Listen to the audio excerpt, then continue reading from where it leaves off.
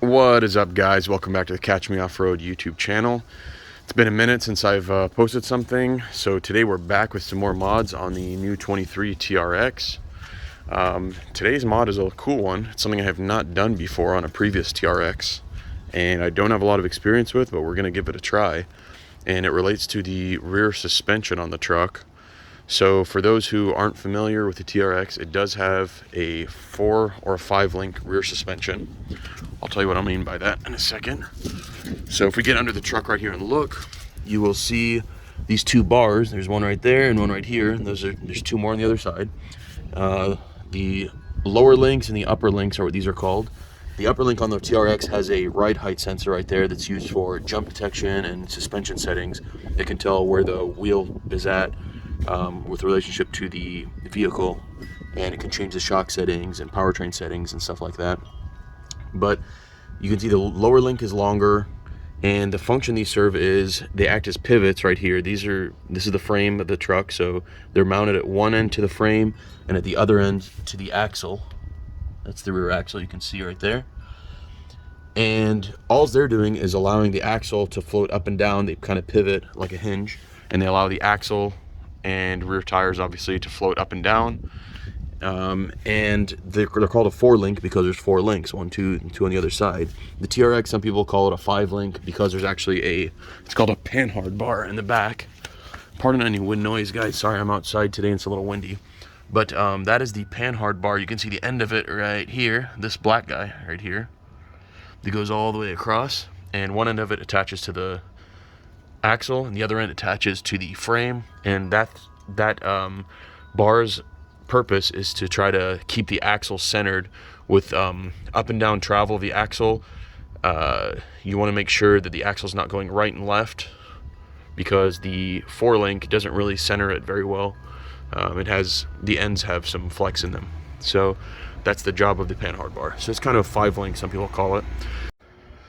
So what is our plan for this video? What are we doing? The plan is, since these, especially the lower links, they take a lot of abuse and damage from, number one, from rocks getting kicked up from the front tires. And my last truck was it looked like it was sandblasted under here, with dings and dents and paint missing and things like that, just from gravel and sandblasting basically on the dunes. And these bars take a beating, and then when you're rock crawling, when you're hitting obstacles and stuff, these are the lowest member of the vehicle, so they're going to be hitting all sorts of stuff, all sorts of terrain and obstacles. So one of the things that I've been wanting to do is upgrade these to some kind of like a stronger setup that still weighs about the same. And actually my friends at Offroad Alliance mentioned that they had a new set of links. These are the unwrapped links. Man, these things are beautiful. So they're billet aluminum. You can see the machining marks on them, where they were machined. They have the Offroad Alliance machined out of there, and the rest is powder coated black. They have really nice heavy duty looking bearings in there with snap rings, and they look like they're already pre-greased. If you see, there's grease in there, which is great. Very nice. So obviously the lower ones are the long ones, and then that's the upper links. And I noticed, so first of all, that's a little threaded hole for you to insert the ride height sensor right there. And then I noticed that the lower links have these threaded holes in the bottom, and I believe those are for some kind of skid plate or protection they offer, which I'm gonna have to dig into that and see if I can order a set of those to protect these, just to keep them looking pretty. But these are very robust. They feel solid. They feel really high quality. Big nice chunk of aluminum. They were awesome. They sent me a hat, some swag, a t-shirt, things like that, some ORA swag, which is really cool of them. Some patches, some decals. I'll definitely be wearing that stuff. And then it looks like there's a box of some O-rings. Looks like 4 thick O-rings, and it's got some machined I don't know, metal spacers or bracket hardware of some sort, and some more of these. So, and then they gave me a little packing sheet list of what's included. So I'm just gonna try to figure out where everything goes. And the deal with these is the bolts that go through here that mount the links to the frame of the truck, they are torqued on to a very high torque level, 251 foot-pounds, which is pretty significant. And so we're gonna have to have a huge, either an impact or a big breaker bar to get the bolts loose.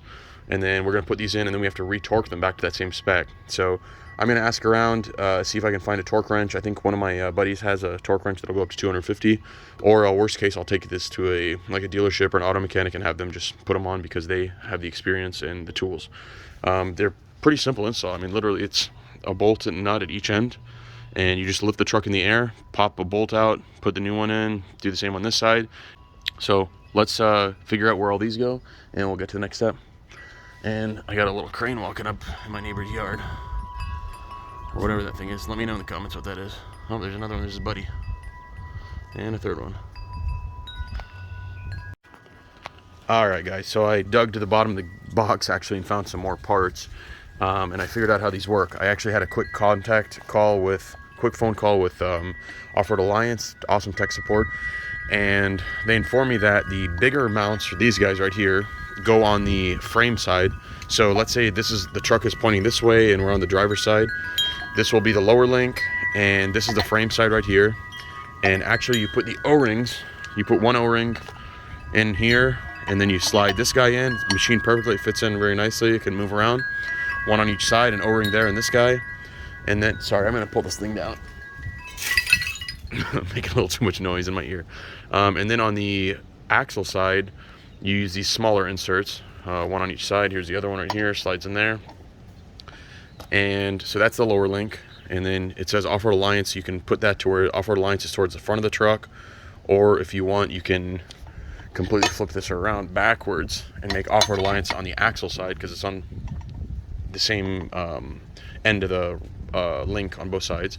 And you just switch these guys around, put those on the frame side, and put the other spacers on the back. So I kind of like it where Offroad Alliance is showing. It shows that they're beefier, aftermarket, really cool parts, and I want to show them off.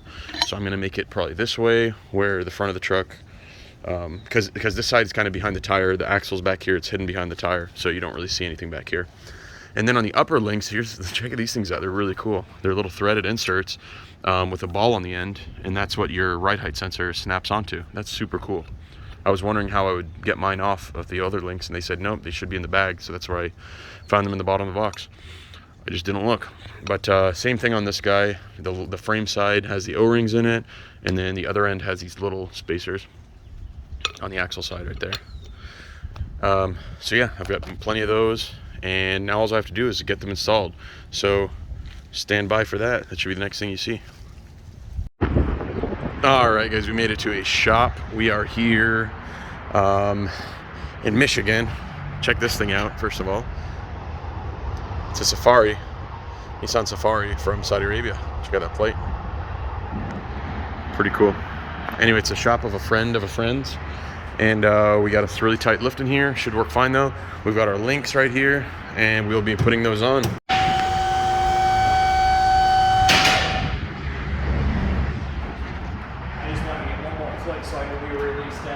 Gotcha. At a lock point. Yeah. These are the bolts right here. No, that's plenty.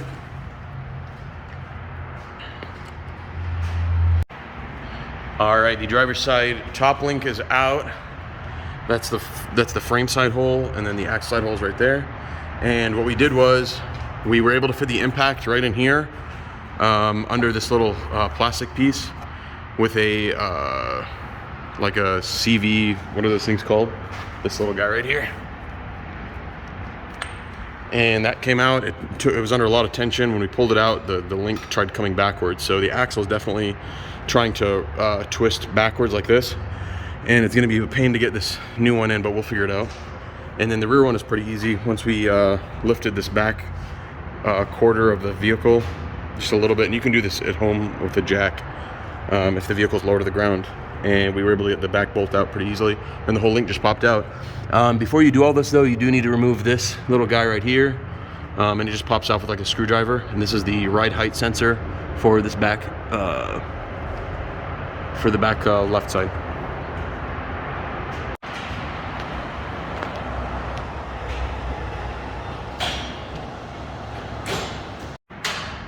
Here's a comparison of the two links, the upper links. And you can see, first of all, just the size difference of the the aftermarket ones right here that we're putting on. Offroad Alliance makes way thicker ones. They're billet. They're a lot. They actually, weight-wise, are about the same, if not lighter. But these ones are made of steel, and I think these are billet aluminum. And sorry, I'm trying to put this on while I'm talking. But the bushing design is different too. These have rubber bushings. This one has like a almost like a Heim joint, it looks like, and then there's grease in there, and really nice steel bushings that aren't gonna deteriorate over time like the rubber ones. And then you can see the hole right here for this guy to thread in, and once we thread that in, that's what the ride height sensor is gonna pop onto. All right, guys, we are back here. This is actually day 2. We ran into an issue on day 1. Kip and I had a problem with this big bolt right here. What happened was, when we were, if you guys saw, we loosened the bolt while the truck was up in the air, and so the top link was under a lot of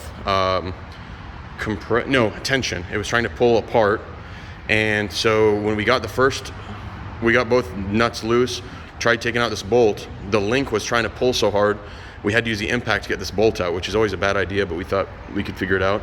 And what happened was we pulled the bolt out with the impact, and it was destroying, you can see it rounded off all of the threads, and it actually damaged the bolt where we can no longer use it again. So we had to call it quits for the day. I ran to the dealership yesterday, picked up a new bolt, and these are kind of expensive. They're like 30 bucks. You're supposed to replace them with each use, but I've heard you can get by with reusing them one time. So keep that in mind. And we found out the best way to do it was to get the truck on the ground, and then the link is basically static, where you can pull the bolts out really easily with no tension or pressure on them. So we ended up putting the new bolt in just now, and the torque setting is very high. It's 250 foot-pounds. 251 is the spec. Most torque wrenches you buy or rent will usually go up to about 250, like this one.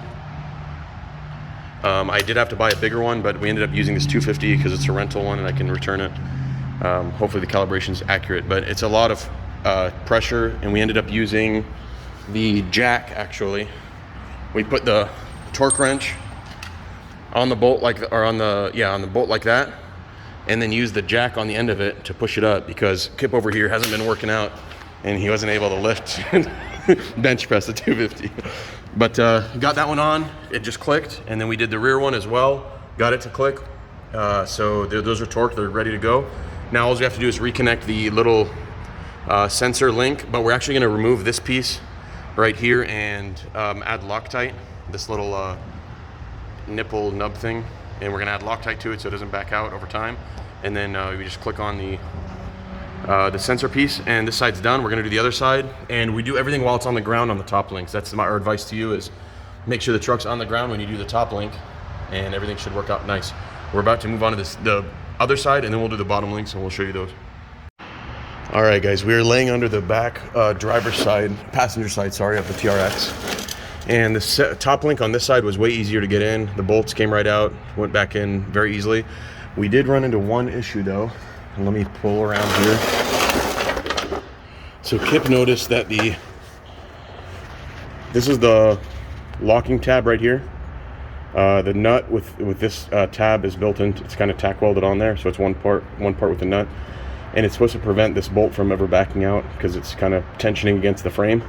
But if you look closely, it's actually touching right here inside of our top arm. And so what'll happen is if the suspension goes downwards any amount, so like if I hit a speed bump or something or go off-roading and this comes down, it's going to start pushing this tab downwards too, which we don't want. So we're actually going to remove this. We're going to try to bend this to where it misses the arm but still provides the security by holding against the frame somewhere. So we're going to work on that real quick. Just one thing to keep in mind, this is how it should be on this one, where it's out of the way of the suspension and it's just on the frame. Okay, and the top on the passenger side is done. Kip was able to just bend the tab out of the way, as you can see right there. So it's still touching on the frame, and it'll still catch us if the bolt or if the nut tries to back out, but it's out of the way of the arm. And then we kind of did the same on this back arm. Sorry, I'm zoomed in a little wrong, but right there, you can see that guy also. We angled it outwards where it's still holding on, but it's out of the way now. So we'll run it like that and see how it does. Time to move on to the bottom arms. All right, guys, so it is a few days later. You can see the weather's different and we're at a different location. We're back in my driveway again. You have to remove this bolt right here with the big impact, and there's one in the back. And actually the bolt in the back, the head of it does not clear the shock guard. So what we did was, Kip and I figured this out the other day at the shop. If you just take a Torx, I think it's a either T25 or T30. I think it's a T25 right here. Right here, you can actually take a T25 and kind of angle the, you don't have to take both sides out. There's two bolts in here holding the shock cover on. But you can take one side out, kind of angle it enough to get the bolt out, and the bolt head right here will clear once you do that. And that's about it. And then the new piece goes in, the new lower link, and the new bolts, or same bolts, can go back in. And then you torque it to spec. Now I'm finding sometimes there might be a little binding, even though you're on the ground level like here, there could be a little binding. And what I figured out, the easy trick to do is just put your foot up against the tire and kind of rock the tire up and down or back and forth, where it kind of rotates the axle very slightly, and it allows you to make some clearance in there for the bolts. So like when I'm pulling the bolt out, I just kind of kick the tire with my leg while I'm pulling the bolt, and it comes right out real easily. So that's my advice to you. Once the new ones are in, you just put the bolts back in, tighten everything up, 251 foot-pounds on each, and you're all set. So let me do this side real quick and I'll show you what it looks like. All right, guys, you can see right here I have the bolt out, and the whole shield is kind of cocked to the side a little bit. Like if I pull it back into place, that's kind of where it goes normally. I just kind of pull it outwards and over, pivot it around this bolt, and it gives you enough room for your lower link bolt to clear. See right now, I have the new link in and the bolt, I just kind of started threading it on. And same on the front end, super easy. You can see the bolt still moves freely. I can still move it around, and there's the link. And I made them, again, so the Offroad Alliance part would be visible from outside of the truck.